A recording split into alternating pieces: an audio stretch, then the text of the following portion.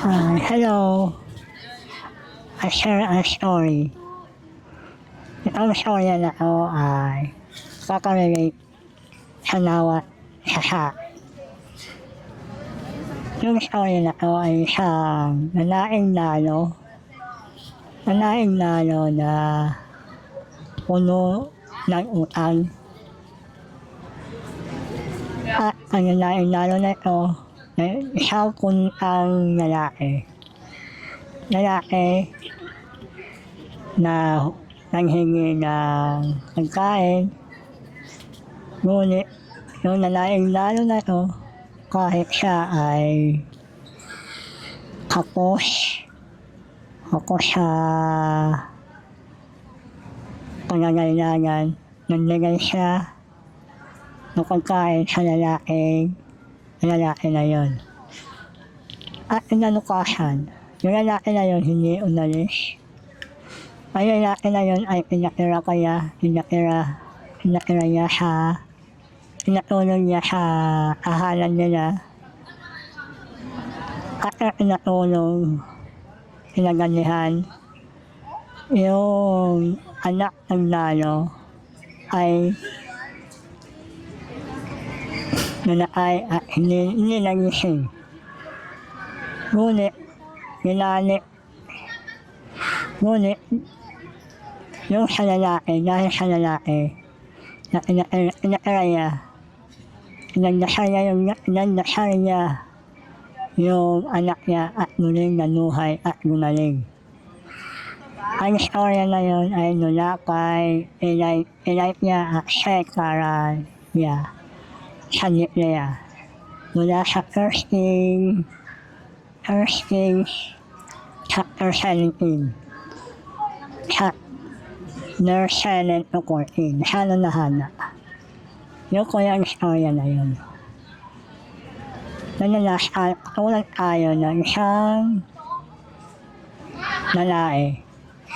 Puno tayo ng pera, puno tayo ng alalahanin. Ngunit, nagalit sa Lord ng tao para itunay ang ating nangangailangan. Tutulungan niya tayo para nanayaran na pagkakauang natin sa financial at pagkakauang natin sa kasalanan. At sa gano'n na tutunay ng tao para gumaling at gumaling na ating nagasakit. Siya ay gumagamit ng doktor at nag-aaw ng paligid sa akin para ayon makaahon sa problema. Ganyan ang ating ganyan sa Lord para sa buhay natin. Kung nilagay nga yan ng na anak para kanyayaran ng aking mga kasalanan. Kasalanan na hindi natin kayang nayaran.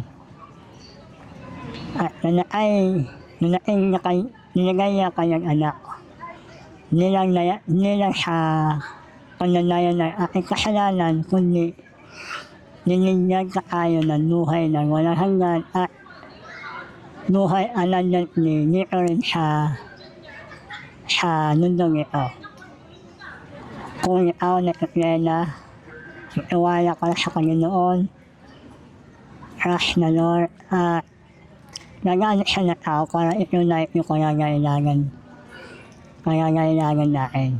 Ayun lang po, muli, trust na Lord, and pray, and nagsisi tayo sa nagkakasalanan dahil ng oras na natin sa Lord para kuhain tayo. Kung ikaw naman ay hindi ka nakakakilala sa Lord, message me, kakakilala ko sa'yo sa Lord, kung sino sa Lord sa buhay ko. At anong magandang nalita ang nilagay niya para sa'yo at sa buhay mo. Alam ko, merong Meron ko Senyor sa buhay mo. Meron ko Senyor sa buhay natin. Hindi ikaw nunaan dito na ikaw na